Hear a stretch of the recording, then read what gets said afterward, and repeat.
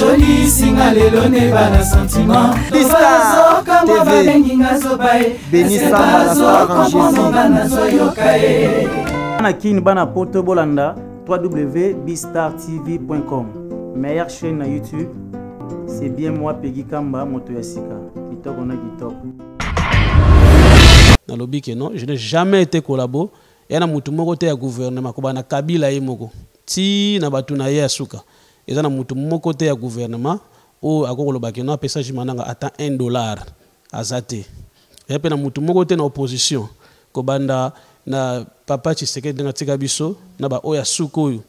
Mutu moko te ko loba pesa ne fiske $1 ate.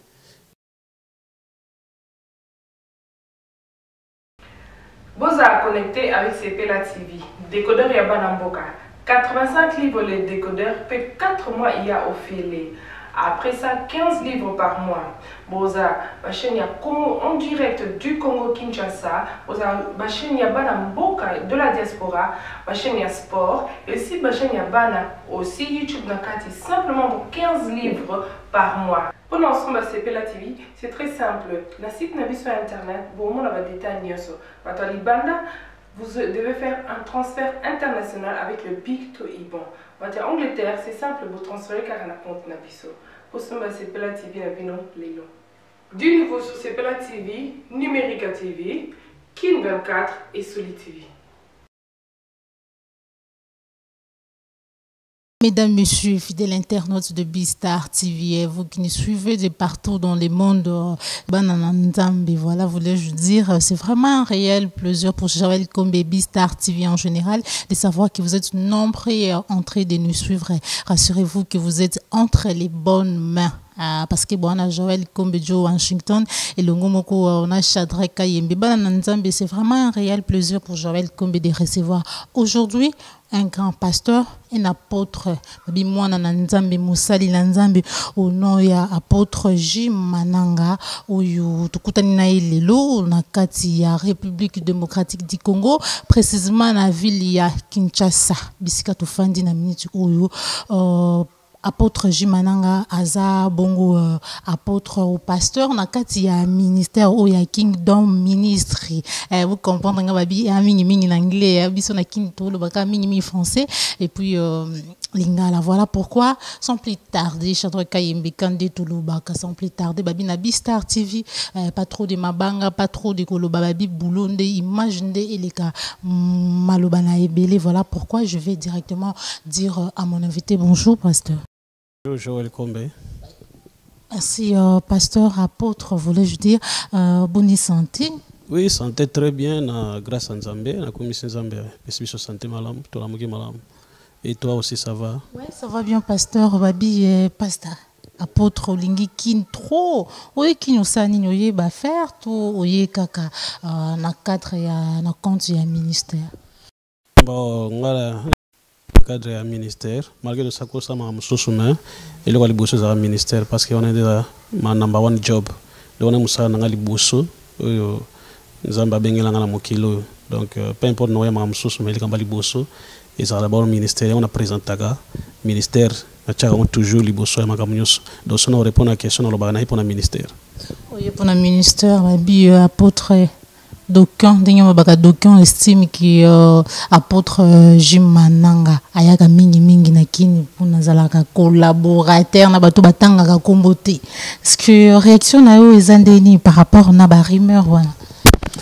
Ok, merci pour la question. Bon, je crois que naza passé la libosote ayaka kin la passé musobe bayaka mais ayaka souvent surtout pour na musala nzambe parce que zambo na biso et nzambe so sa biso grâce to na mboko tozana na poto kuna eza poto za mayele otozana ngoko tozwi kuna et puis to ya na ngwana mboka na biso Congo poto de pe bande ko na biso na mayele biso tozwi kote kuna donc koya siko souvent peut-être bande ko muso bamona ngo on dirait que comme ils disent que non apôtre Jimananga collabo à travers na bata gouvernement tout ça mais il y a même des gens qui ont fait des émissions hein na Londres kuna place toza.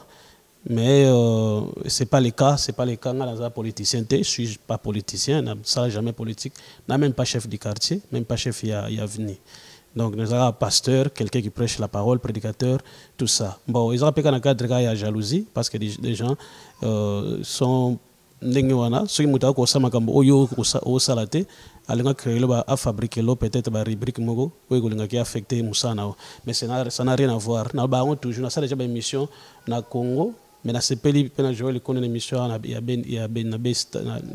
Bistar TV na le belango na kati ya kin parce que na le bango peut-être na Londres bato ba mona on ndenge mobwe mais ce que na so bango na ndenge na Kinshasa pena place tozawa na lobi que non je n'ai jamais été collabo yana mutu moko te ya gouvernement ko bana Kabila ye moko ti na batu na ye asuka eza na mutu moko te ya gouvernement o akokolo bakeno apesa jimananga ata $1 azate ya pe na mutu moko te na opposition ko banda na papa Tshisekedi nga tika biso na ba oya suko oyo mutu moko te akolo bapesa nga ne fiske $1 ate donc tsana ya kini bonaka na ngolo nzambe na ndenge nzambe mwa pambola biso na ndenge na ye.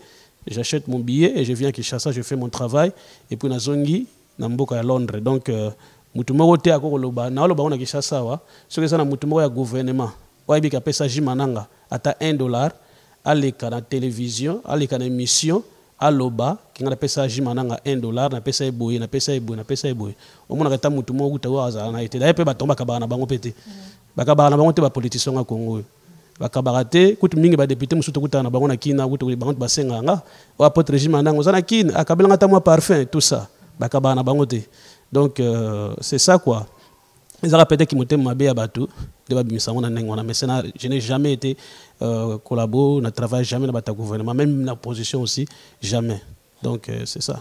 Apôtre Jumananga babi lelo to yambi yo na kati ya République démocratique du Congo to ana kati mboka na biso tungi to bana na nzambe o ba olanda yo bangi bayeba quelle est vraiment la différence entre ko sali la nzambe na poto libanda mboka na ko sali la nzambe na Afrique to na Congo? Bon, ko sali la nzambe d'abord un musala nzambe ezaka musala nzambe et ngana bani ko sali la nzambe awa na Kinshasa donc j'ai été déjà motei musali na nzambe awa na Kinshasa avant que ne poto. Alors, différence peut-être que ça là, dans le domaine il y a faisabilité à Magamouni de Salamela. Et puis par rapport aussi à Mboka Ningo Tambola. So on a Kinshasa, on a par exemple Anakin, mais ça les a vraiment été. Hein, Batumingi misala vraiment été. Alors bah c'est basé en église. On a monté Alexa 7 jours en église, Alexa 24 en église, 24/7 en église. Pour une activité té au sala. Mais na poto sikoyo, batu baza tellement occupé, mutuno sala presque na musala, so bimitongo.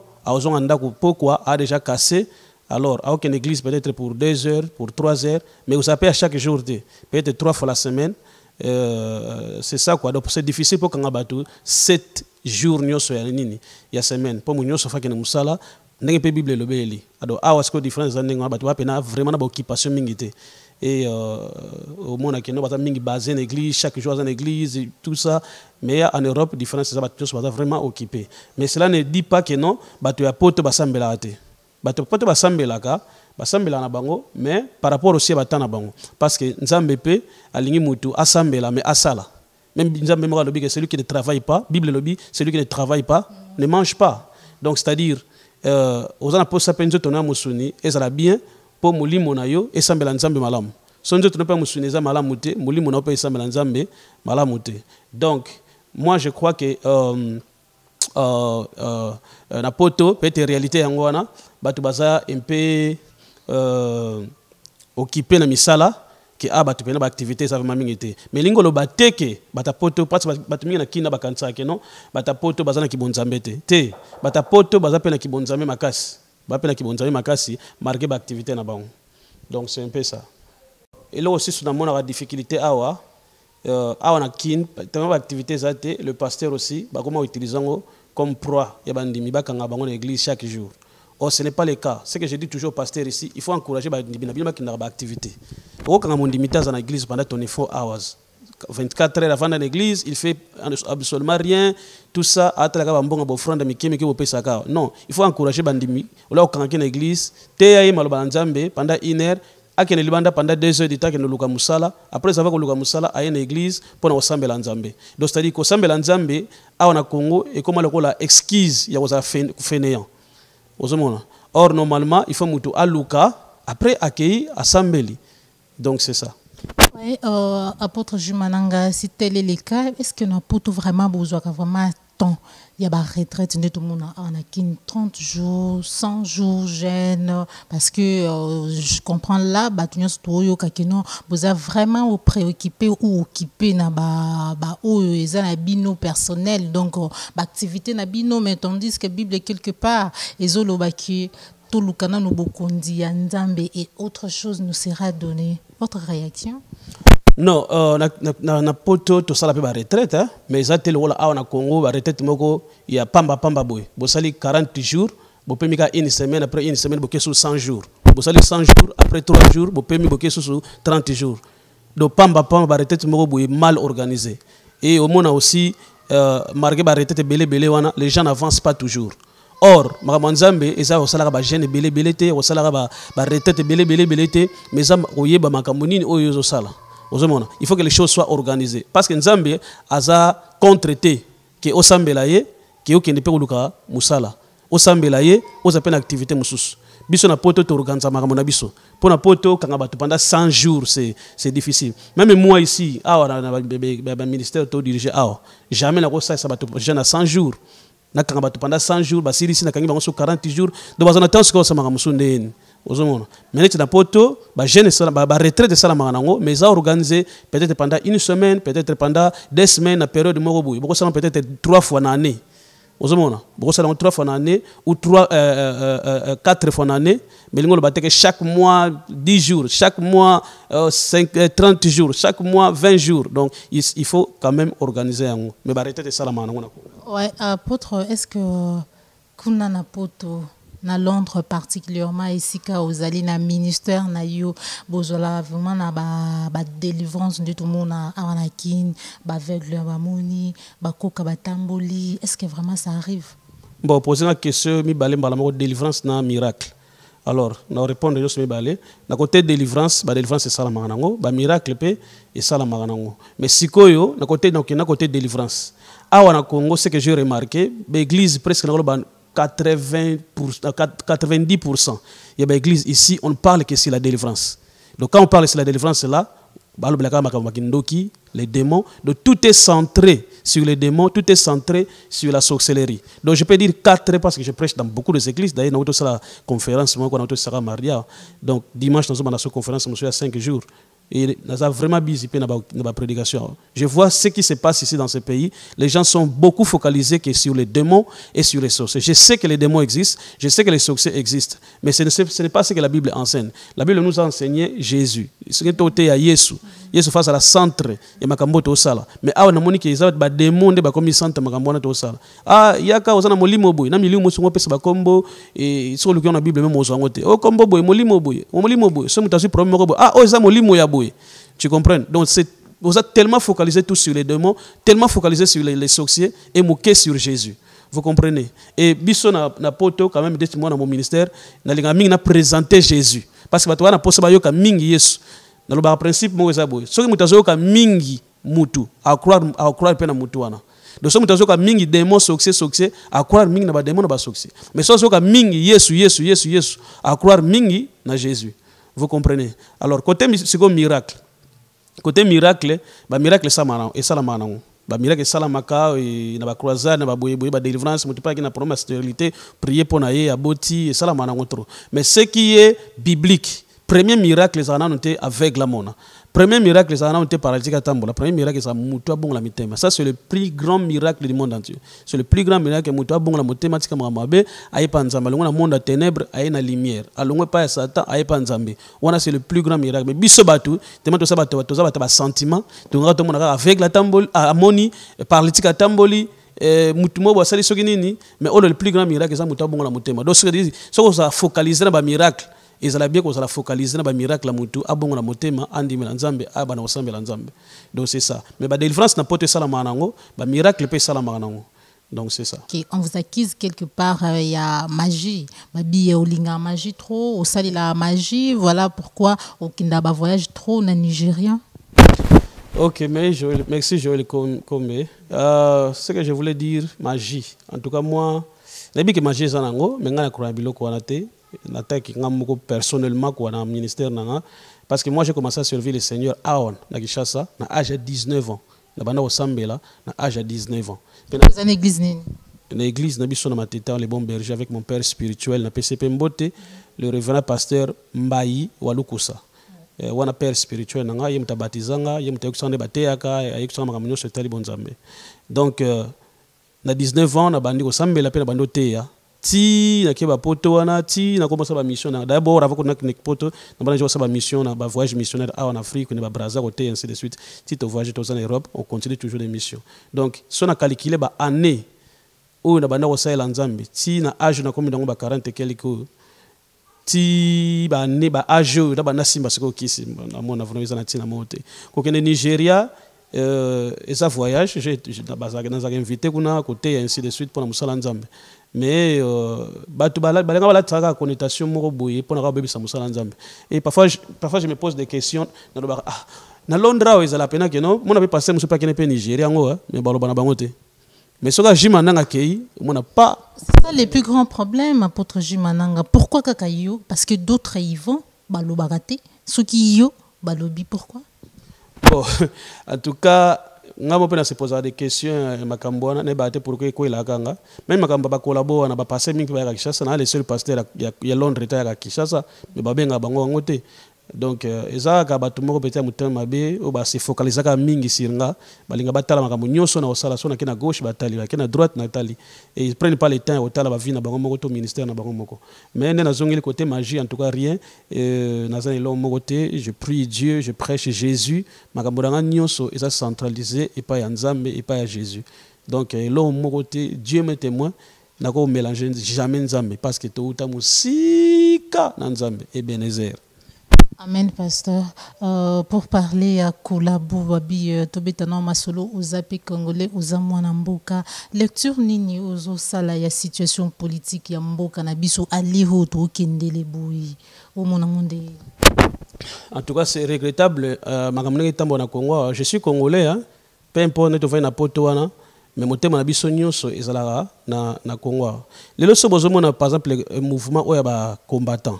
Ngaza combattant te. Mais mouvement ba combattant on a ce bima le na poto et ça cause ba ngambo ile kana Congo et ça cause ba souffrance ça na Congo makambo na solo ba na kata ki na lo ba na poto te souffrance ça na mboko les gens souffrent dans ce pays partout les kao tambolate papa moi 100 papa moi 1000 papa moi 500 les gens souffrent ba tu vas souffrir na mboko donc tous on a posé quand même un changement et ça la parce que Congo la souffrir trop changement salama problème na biso tous on a ngone tous on a ba leader moko na mboko yo ba to ba so diriger mboko yo ba motema mabe. Ça, je vous l'ai dit, la vérité. Parce que, comme il il faut que le pasteur quand même. Voilà, vous, en tant que serviteur de Dieu, apparemment, le pasteur, vous croisez les bras, ou hors bino, vous en tant que Basalianzambe, vous bon de la vraiment, le pasteur, se concentrer vraiment pour Mboka au Congo. Il y aura peut-être un changement, mais apparemment, jusque-là, le pasteur va baisser les bras, va croiser, va bon, mon attaque un jour, beaucoup allez interpeller pendant et pas Nzambe ou bozo salila parce que quelque part vous êtes là. Beaucoup sang ça peut ba kundamboka ba pasteur bo fansi bango bo solo na bango. C'est ce que la Bible dit, nous sommes le seul de la terre et la lumière du monde. Donc ils sont en tant que chrétien, en tant que serviteur de Dieu, il faut tous la lumière ya mboka oyo. Lumière ezana pona ko binga na ténèbres.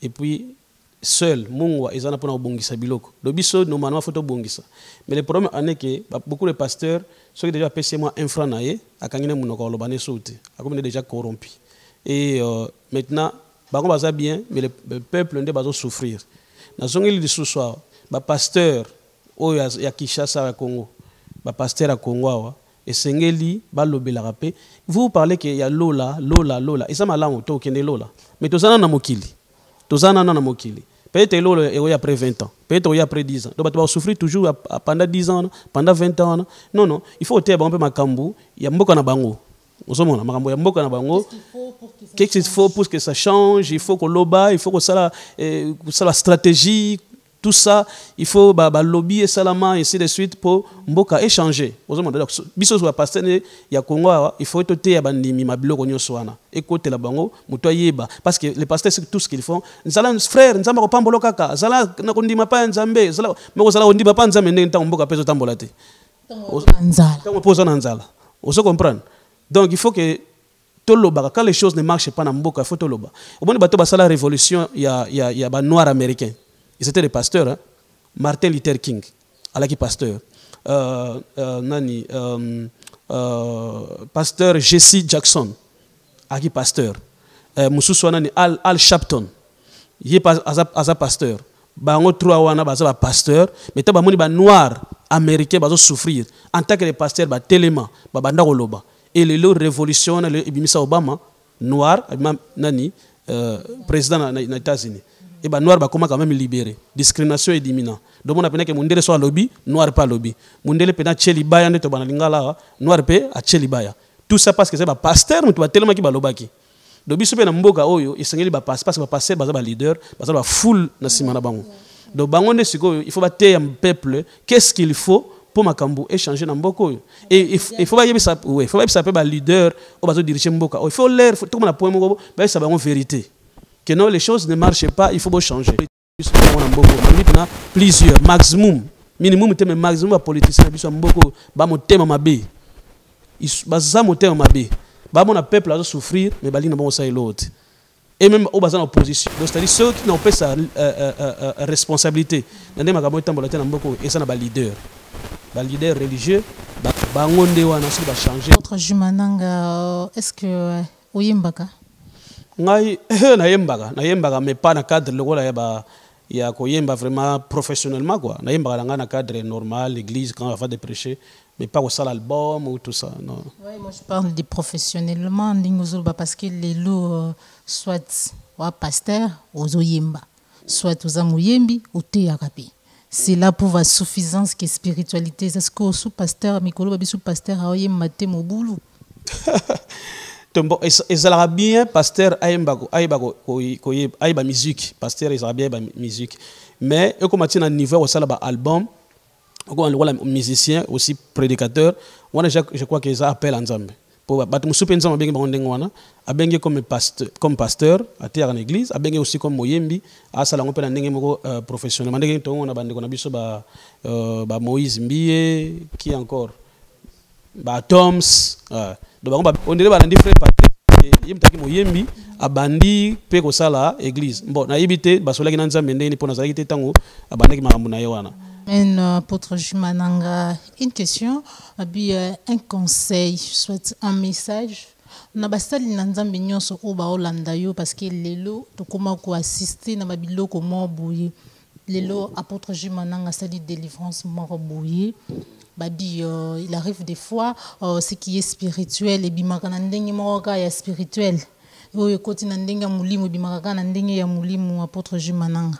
Mona pasteur moko to apôtre moko sali délivrance ya mutu moko ndenge utai kolobaza na mulimu soki bachaki soki ya nyoka soki ya nini asali délivrance nyoka pe ibimi soit na munoko soit par voix mususu kati na mutu wana. Mais komona pasteur mususu apôtre mususu aleki na télévision azo protester to azo critiquer oyo moninga na ye musali na nzambe asali comme délivrance ababiloko bongo toujours assister yango mingi ba critique quel message ozo passer na bana nzambe o bazolanda yo et puis na ba camarades na yo ba apôtre to d'abord procédure wana cette façon de faire les choses c'est biblique.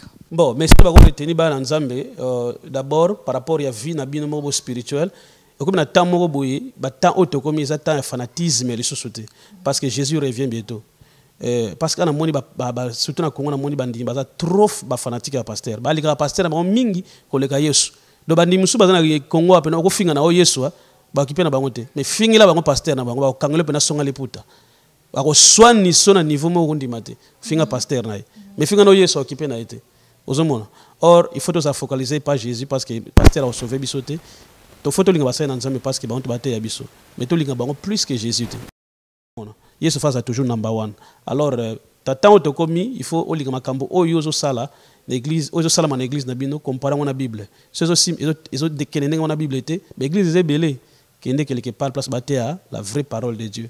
Alors deuxième chose peut-être na baksa pona mboka na biso Congo d'abord la première chose il faut to sambela mingi pona Congo et puis ba politicien na biso botika na motema mabe botika ti motema mabe ata pendant 5 ans ce botiki motema mabe ata pendant ata bozonga na bino après mais botika na no muke botika na ata pendant 5 ans na 5 ans wana Congo yebonga tita bido bolinga bozonga ki motema na bino mabe Congo s'est progressé déjà donc et ça la bien politicien beau changer quand même les bato ba souffrir comment ko dete banzela na banzela baby makasi mais mona ke mutu politicien mo bo ale kapeka na nzela na libulu etimuna aleki na ye équipe na yete ozomona faut pas comme ba responsable vous les politiciens beaucoup ba responsable bo travailler pour le peuple tout le monde on a mis la poto bina on a Congo bo sambela mingi ba politicien mina moi je suis chrétien ce côté na franc-maçon et ba qui sont qui motema be so ça motema be déjà dès le départ parce que motema be multiplier kaka et amplifier kaka et loko oyo komi siko ozala ngo déjà tango komi eloko moko boye motema be na wana et motema na wana et amplifier kaka nini wana do ba politicien na biso do monango bango kuna baza ba franc-maçon bino boza ba chrétien catholique ndi ba lobaka otokenda musune la ndeko to ngala kena église chaque dimanche na za église te mais lobi mona yebu ba pc soki moi 2000 akomi na corrompu. Vous comprenez? Donc ça d'abord qui motema, ça pour ça chrétien, pour ça franc-maçon, pour ça ça d'abord motema ya malamu ezala nanu. Ozo soza motema malamu, olingate muto za pembe na souffrir. Apôtre Jumananga, tout comme il y a presque un émission Nabiso, un message à travers Bistar TV, Bananzambe Bazo Landayo de partout dans le monde, pas qu'on retenir en ligne. Il y a un abisi bango que non, va changer, va passer biso ka 5 ans qui motema malamu, so ba kozonga ka motema mabe na bango, ba zonga après 5 ans. Pendant 5 ans wana, tout le monde a bien Congo et progresser makasi. Donc c'est un peu ça, tout changer, ba politicien bo changer, bo sala quand même. Tant ba passer au pouvoir, passer au ministère moko boye. Oye, ata pendant 2 mois, marqué l'accès bato que non, nga benana na koti boye, na yepena pona changer. Histoire na ngetikala. Donc ça que pour famille bénéficier. Mais ça là que pour ndena koti boye. Peuple oyo ba kolobelanga un jour. Na tika penze lembo pendant 2 ou 3 mois na ozala na ministère na tika lembo. Et ça que non, atanga na sai na ngate mutako ya sima wana a osala. Les choses ne vont pas marcher.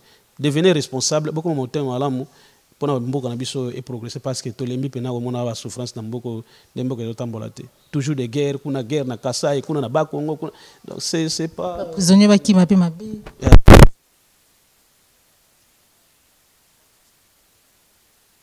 Ce changement est salami et ça malin. En tout cas, merci beaucoup apôtre Jumananga.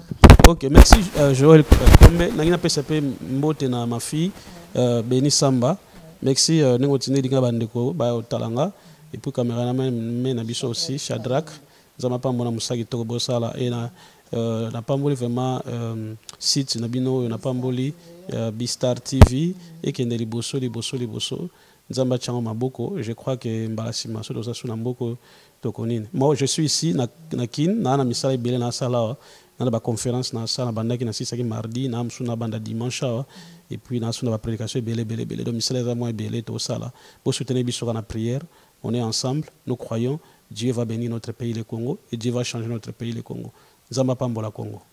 Merci beaucoup pour Nabatu ou Bazubisu Nasuka. C'était là Jim Mananga apôtre Nakati ya ministre donc il y a Kingdom Ministre apôtre Bolimbisanga vous avez vraiment l'anglais Kingdom Ministries donc tozuye na kati ya Kinshasa ya kika ko continuer ya musala o ya bana na Nzambe binomo boyoki ba réaction na ye par rapport na ba rumeur nyonso o circulaka est-il magicien ou pas non à répondre à bino déjà est-il collaboraka na gouvernement en place apôtre Jimananga répondre bino lobi non et jamais ni de l'opposition ni de la majorité. Moi je dirais un grand merci à toutes les personnes qui soutiennent Bistar TV, sans oublier ma patronne Beni Samba la star en Jésus, je l'appelle câble mère.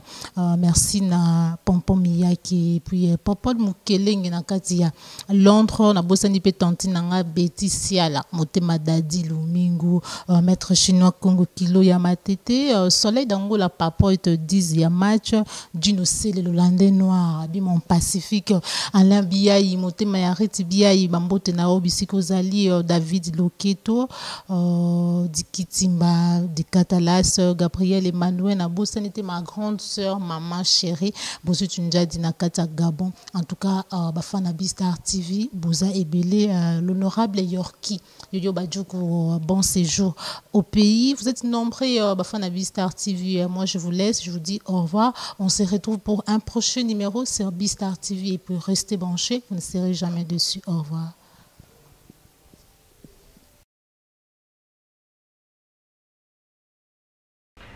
Vous êtes connecté avec Sepela TV, décodeur Yabana Mboka.